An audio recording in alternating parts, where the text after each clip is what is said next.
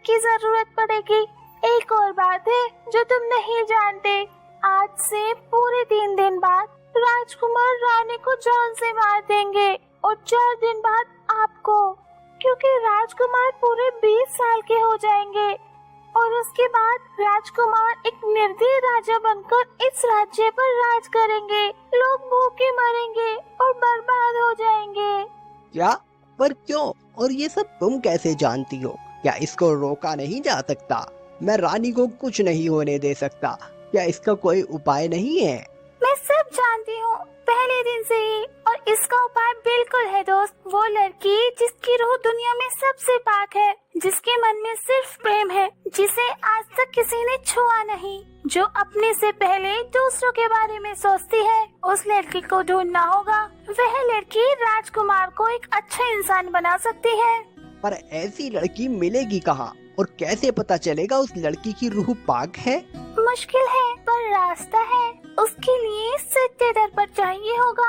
अगर वो सत्य दर्पण हासिल हो जाता है तो हम उस लड़की को ढूंढ सकते हैं, और वे सत्य दर्पण आपको विशाल घाटी के अंदर मिलेगा, जिसकी रक्षा एक सांप करता है। जो भी वहाँ जाता है वो जिंदा वापस नहीं आता है।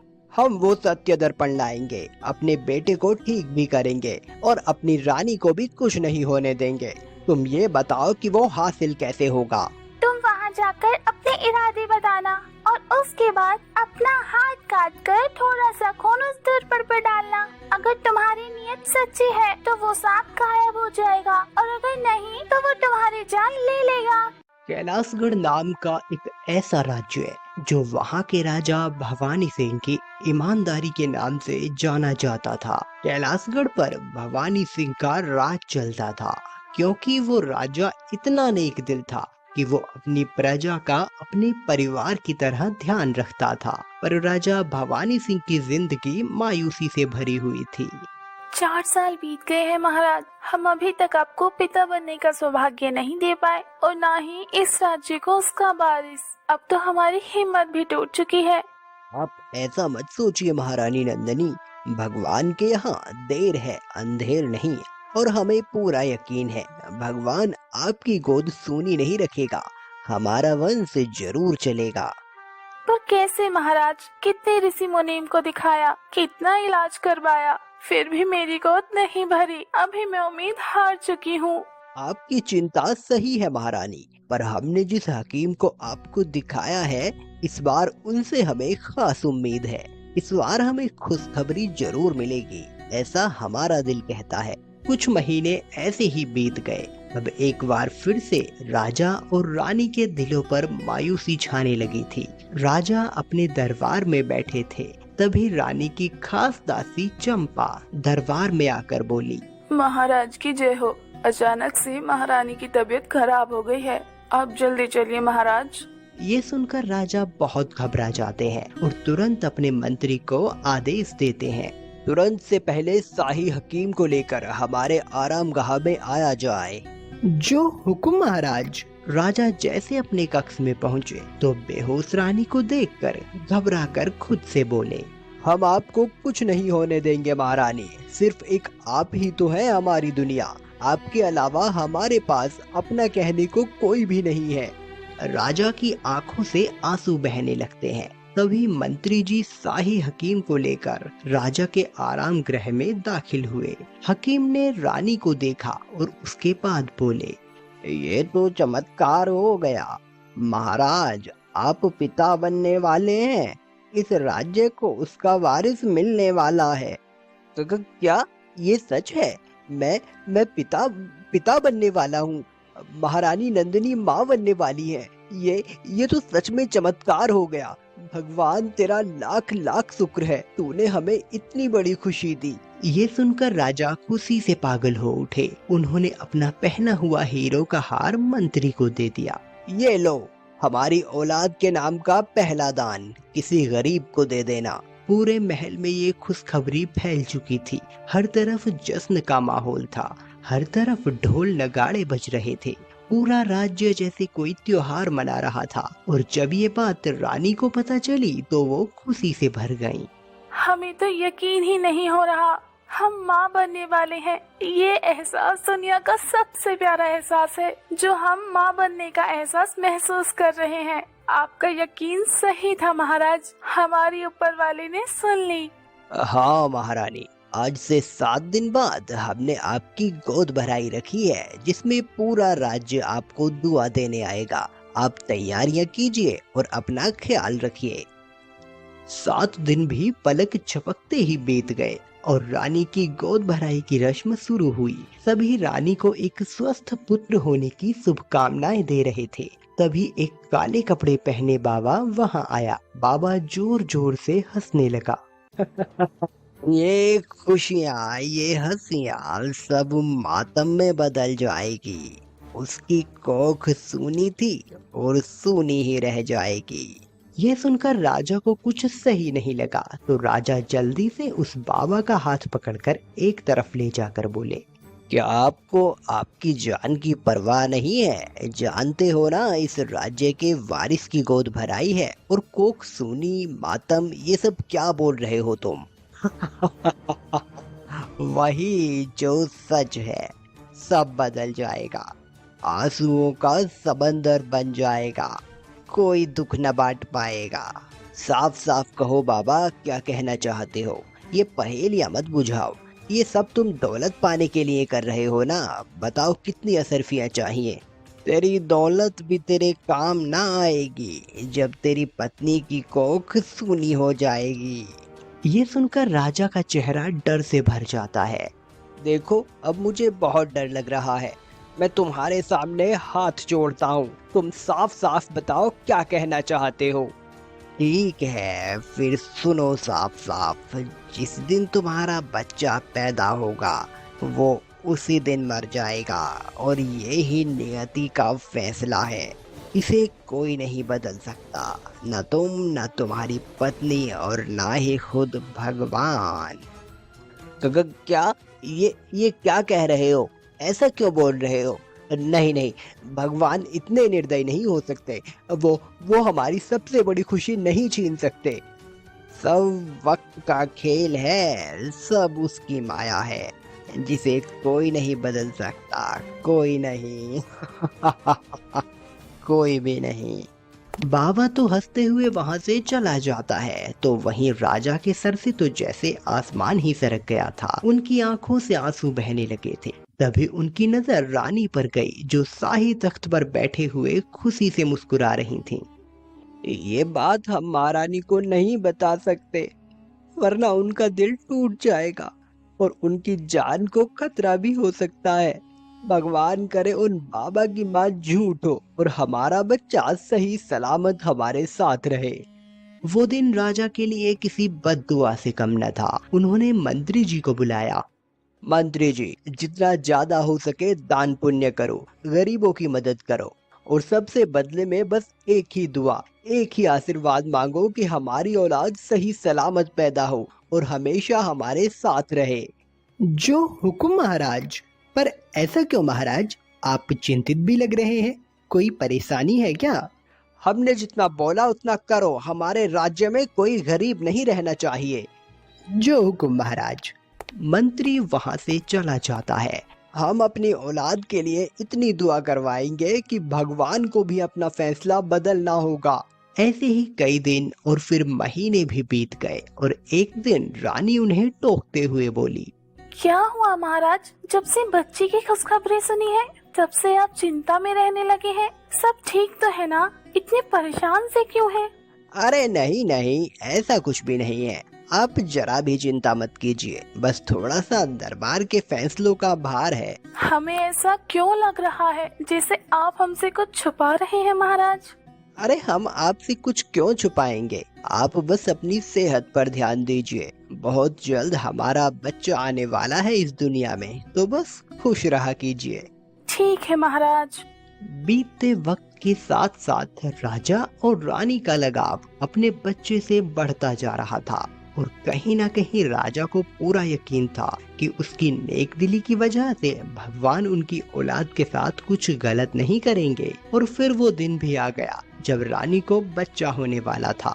रानी ने एक खूबसूरत से बेटे को जन्म दिया। बच्चे के रोने की आवाज सुनकर राजा और रानी की आंखों से आंसू बह निकले, पर दूसरे ही पल बच्चे की आवाज आना बंद हो गई। बच्चा दाई के हाथ में था और वहाँ हकीम जी भी थे। उनके इलाज से ये बच्चा हुआ था। तभी रानी बेचैन होकर दाई से बोली, मेरा बच्चा, इसने रोना क्यों बंद कर दिया? इसे मेरे हाथ में तो दो। हकीम जी आप देखिए ना, ये रो क्यों नहीं रहा? कहीं उस बाबा की बात। कौन से बाबा की बात महाराज? आप क्या कह रहे हैं? शाही हकीम बच्ची को देखने लगे। माफ कीजिए महारानी और महाराज, आपका बच्चा अब इस दुनिया में नहीं है, वो मर चुका है। क्या? नहीं नहीं, ये नहीं हो सकता। मेरा बच्चा मर नहीं सकता। ये सदमा रानी बर्दाश्त नहीं कर पाती और वो मूर्छित हो जाती है। राजा भी सदमे में थे। वो खामोश होकर वहीं ढेर हो गए। आखिर उस बाबा की बात सच हो ही गई। मेरा बच्चा पैदा होते ही मर गया। संभालिए खुद को महाराज, आप ऐसे कमजोर नहीं पड़ सकते। क्या रानी फिर से माँ बन सकती है? आपके इलाज से ही ये बच्चा पैदा हुआ था, तो दोबारा भी तो हो सकता है ना? ये सुनकर हकीम साहब नजरें चुराने लगते हैं। बोलिए ना हकीम साहब, रानी फिर से माँ बन सकती है ना? माफ कीजिएगा महाराज, पर रानी अब कभी भी माँ नहीं बन पाएंगी। ये आखिरी उम्मीद थी। अब कोई इलाज, विधि, दान, पुण्य कुछ काम नहीं आएगा। आपको कभी औलाद का सुख न मिलेगा। ये बोल हकीम वहाँ से चले जाते हैं। ये वक्त राजा और रानी के लिए किसी बुरे सपने से कम न था। कितने ही दिन बीत गए, राजा और रानी भी सदमे से थोड़ा बाहर आने लगे थे, पर उनकी उम्मीद पूरी तरह से टूट चुकी थी और उन्होंने अपने बच्चे की आस छोड़ दी थी। अब हमें किसी से कोई उम्मीद नहीं है जी। अब तो भगवान से भी हमारा भरोसा उठ गया है। कमी हम में है, आप में नहीं। तो आप क्यों बेऔलाद ना रहे? आप कहना क्या चाहती हैं रानी? हम कुछ समझे नहीं। हकीम जी ने साफ बोल दिया है कि अब हम कभी माँ नहीं बन पाएंगे, पर इस राज्य को उसका वारिस मिलना भी जरूरी है और आपको एक पिता होने का सुख भी। अब इसका केवल एक ही उपाय है, आप दूसरी शादी कर लीजिए। ये आप क्या कह रही हैं महारानी? हम ऐसा हरगिज नहीं करेंगे। अगर आप माँ नहीं बन सकती तो हम भी कभी पिता नहीं बनेंगे, और आपकी जगह हम किसी को देने के बारे में सोच भी नहीं सकते। आज ऐसा कह दिया है, दोबारा ऐसा मत कहिएगा। पर मेरी बात तो। राजा रानी की बात सुने बिना ही कक्ष से चले जाते हैं और अपने दरबार में पहुंच जाते हैं। तभी राजा का मंत्री उनके पास आकर कहता है, महाराज, करीबी राज्य भैरवगढ़ के राजा वरुण सिंह आपके खास दोस्त की बेटी का विवाह है और वो चाहते हैं कि आप और महारानी जरूर उनकी बेटी के विवाह में शामिल हों। ये तो बहुत ही खुशी की बात है, हम जरूर जाएंगे, पर महारानी अभी उदास है, गम में है, तो वो यही महल में रहेंगी। तुम वरुण सिंह को सूचित कर दो। 2 दिन के बाद राजा अपने दोस्त के राज्य जाने को निकल पड़ते हैं, पर उनका मन तो महारानी की उदासी और बच्चे के मर जाने में ही लगा हुआ था। इसी वजह से अपनी सोच में गुम महाराज कहीं और ही निकल गए और जब वो अपनी सोच से जागे तो हैरान रह गए। अरे, लगता है मैं रास्ता भटक गया हूँ। ये तो कोई अनजान जगह लगती है। रात भी गहरी हो गई है, अब ऐसी अंधेरी रात में कहाँ ठहरूं? राजा अपनी ही सोच में गुम था। तभी एक खूबसूरत सी चिड़िया आकर राजा के कंधे पर बैठ गई। ए परेशान मुसाफिर, क्या तुम रास्ता भटक गए हो? क्या मैं तुम्हारी मदद कर दूं? अरे, तुम तो बड़ी कमाल की चिड़िया हो, तुम तो बोल भी सकती हो। मेरा नाम कितनी चिड़िया है। मैं सिर्फ बोलती ही नहीं हूँ, बल्कि लोगों के मन में क्या है और क्या होने वाला है वो भी समझ सकती हूँ। पर मैं ये कैसे मान लूं? बताओ तो मेरे मन में क्या है? यही कि तुम्हारा बच्चा तुमसे दूर हो गया और तुम इस रास्ता भूल गए हो और अब तुम्हें मेरी मदद की जरूरत है। मैं तुम्हारी मदद करूंगी, पर उसके लिए तुम्हें मेरी मदद करनी होगी। मुझे बहुत प्यास लगी है, कई दिन से प्यासी हूँ और इस वीरान जगह पर दूर दूर तक पानी नहीं है। क्या तुम मुझे पानी पिला सकते हो? ये सुनकर राजा हैरान हो जाते हैं कि इस चिड़िया को उसका सच कैसे पता। राजा चिड़िया को पानी पिला देता है और चिड़िया आगे आगे चलने लगती है और राजा चुपचाप चिड़िया के पीछे चलने लगता है और चलते चलते एक अंधेरी गुफा के सामने पहुंच जाता है। तुम अंदर जा सकते हो, वहाँ तुम्हारी मदद हो जाएगी। मेरा साथ यहीं तक का था दोस्त, दोबारा जल्दी मिलेंगे, शुक्रिया। इतना बोल वो चिड़िया उड़ जाती है और राजा गुफा में अंदर की तरफ जाने लगते हैं। गुफा के अंदर अंधेरा था। थोड़ा आगे चलने पर आग जलने की थोड़ी रोशनी दिखाई दी। तभी वहाँ किसी की आवाज जोर से गूंजी। बाहर क्या खड़ा है, अंदर आजा, यही तेरी मंजिल है। कौन है? अगर अपनी हसरत पूरी करनी है और अपनी पत्नी को माँ बनने का सुख देना है तो अंदर आजा, नहीं तो वापस लौट जा। बच्चा पर राजा बेताबी से उस रास्ते से अंदर जाता है और अपने सामने उस तांत्रिक को देख डर जाते हैं। वहाँ इंसानी हड्डियां पड़ी हुई थी, वहाँ आग जल रही थी, जिसे देख राजा घबराकर कदम पीछे लेने लगा तो तांत्रिक की आवाज उस गुफा में गूंज उठती है। तेरी किस्मत ही तुझे मेरे पास लाई है। अगर आज तू वापस लौट गया तो कभी तू बाप नहीं बन पाएगा। पर मैं पहले से जानता हूँ मैं कभी बाप नहीं बन सकता और ये संभव भी नहीं है, तो आप मुझे झूठी तसल्ली मत दीजिए। हर असंभव चीज को संभव बना सकता है ये अघोरी तांत्रिक, क्योंकि हर चीज की एक भारी कीमत होती है जो हर कोई नहीं चुका सकता। तू भी बाप बन सकता है, पर क्या तू उसकी कीमत चुका पाएगा? क्या ये संभव है? क्या करना होगा मुझे उसके लिए? मैं आपको कोई भी कीमत चुकाने को तैयार हूँ। करना तुझे नहीं बल्कि वो करेगा। मैं अपनी विधि, अपने मंत्रों और अपने काले जादू की तपस्या से तुझे औलाद का सुख दे सकता हूँ, पर क्या बाबा, बताओ ना। तेरा बच्चा भी बाकी बच्चों की तरह ही आम बच्चा होगा, पर उसके जन्म में मेरे काले जादू का हाथ होगा। इसलिए जैसे जैसे वो बच्चा बड़ा होगा वो एक अच्छे इंसान से एक बुरा इंसान बन जाएगा। चोरी, डकैती, लोगों की जान लेना, लोगों का दिल दुखाना, दुनिया की हर बुराई उसमें होगी और तुम लोग चाह कर भी ना तो उसे एक अच्छा राजा बना पाओगे और ना ही एक अच्छा इंसान। अब बताओ, मंजूर होगा ऐसा बच्चा?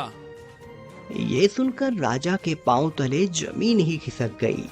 नहीं नहीं, मैं एक ईमानदार राजा हूँ, मैं ऐसा बच्चा हरगिज नहीं चाहूंगा। मैं वापस जा रहा हूँ, कभी वापस नहीं आऊंगा और ना ही बच्चे की कोई इच्छा अपने मन में रखूंगा।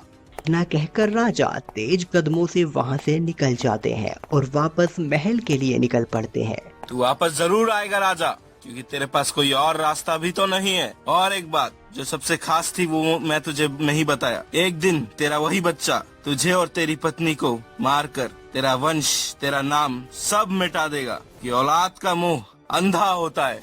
राजा महल वापस आकर रानी को सब कुछ बता देते हैं। ये सुनकर रानी खुशी से पागल हो जाती है और राजा को मनाते हुए कहती है, हमें बच्चा चाहिए महाराज। उस बच्चे को हम अपने प्यार से इतनी संस्कार सिखाएंगे कि वो ऐसा कुछ करेगा ही नहीं।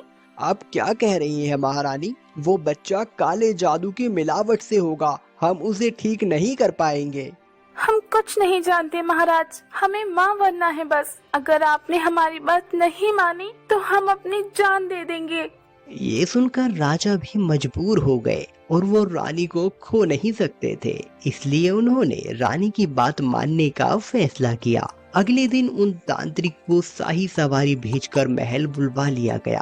तांत्रिक ने रानी को कुछ जड़ी बूटी का पानी दिया, जिस पर उसने अपना जादू करके रानी को दिया था।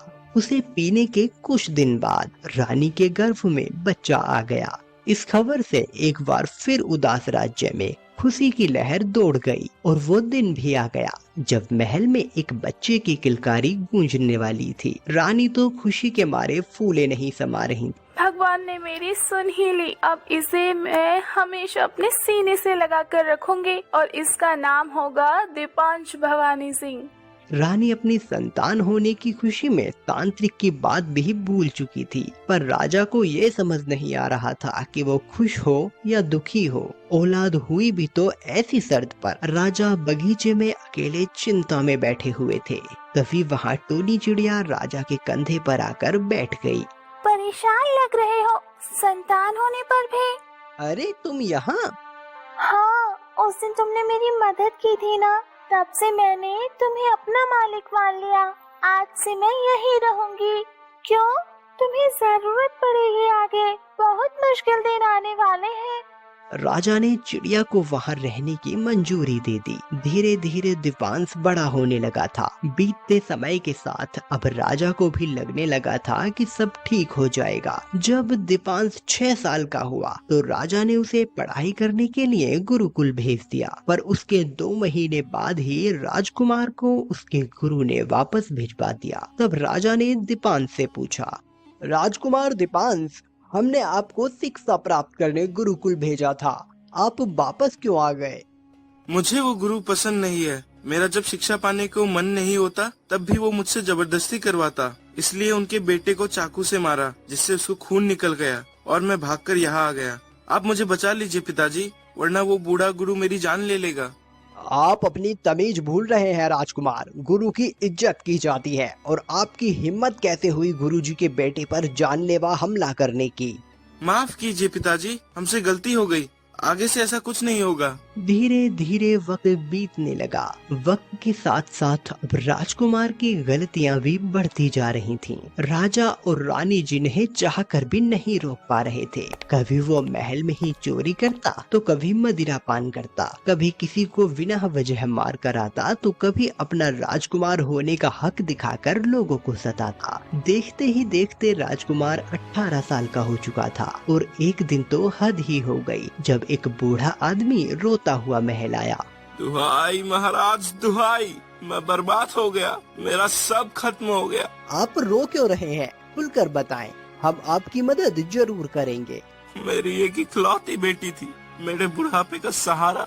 आपके राजकुमार दीपांशु ने उसके साथ गलत हरकत करने की कोशिश की और ये बात पूरे राज्य में फैल गई, जिसकी वजह से मेरी बेटी ने आत्महत्या कर ली। मैं लुट गया महाराज, आपका राजकुमार ही मेरी बेटी की मौत का जिम्मेदार है। राजा के होश ही उड़ जाते हैं। आज तक जिस राज्य को परिवार माना था राजा ने, आज उनके बेटे की वजह से किसी मासूम की जान चली गई थी। राजा का सर शर्म से झुक गया। उन्होंने उस बूढ़े के सामने हाथ जोड़ लिए।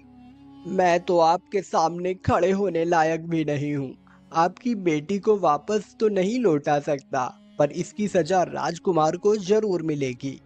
तुरंत ही राजकुमार को वहां लाया गया और राजा ने जैसे ही राजकुमार से पूछा तो राजकुमार गुस्से से भर जाता है। अरे तो इसमें मेरी क्या गलती है? बस उसके साथ मैं कुछ पल बिताना चाहता था। वो मुझे घमंड दिखा रही थी। किसी ने उसे ये नहीं सिखाया कि अगर राजकुमार को कुछ चाहिए तो उसे मना नहीं किया जा सकता। उसने अगर आत्महत्या की है तो उसे मेरा नाम मानने की सजा मिली है। राजकुमार की बात सुनकर राजा गुस्से से भर गए। उन्होंने एक जोरदार थप्पड़ राजकुमार के गाल पर जड़ दिया और राजकुमार ये बर्दाश्त नहीं कर पाया। उसने भी गुस्से में राजा को थप्पड़ मारने को हाथ उठाया तो तुरंत रानी ने उसका हाथ पकड़कर झटक दिया और फूट फूट कर रोने लगी। तुझे पाने के लिए हमने बरसों तपस्या की है, सब कुछ तुझ पर न्योछावर कर दिया और तूने क्या किया?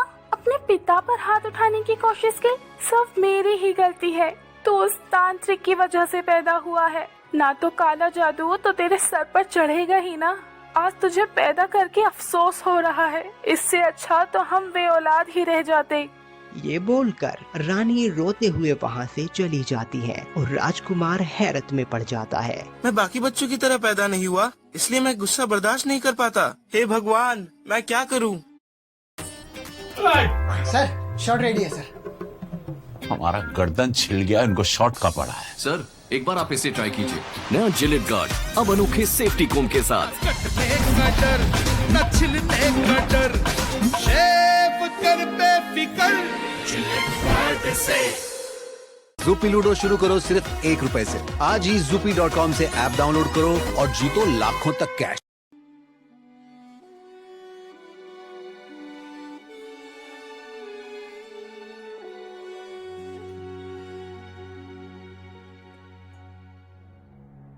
राजा ने अपना हाथ काटकर खून सत्य दर्पण पे डाल दिया, जिससे सांप वहां से गायब हो गया। राजा वो दर्पण लेकर महल वापस आ गया और राज्य की सारी लड़कियों को राजमहल में बुलाकर एक एक कन्या को उस दर्पण में देखने लगा। 100 से ऊपर लड़की देखकर जब वो लड़की नहीं मिली तो राजा मायूस हो गए। सिर्फ एक ही लड़की बची थी। जैसे ही राजा ने उसे दर्पण में देखा तो वो खुशी से झूम उठे। तुम ही मेरे राजकुमार की पत्नी बनोगी दिव्यंका, और होने वाली रानी भी।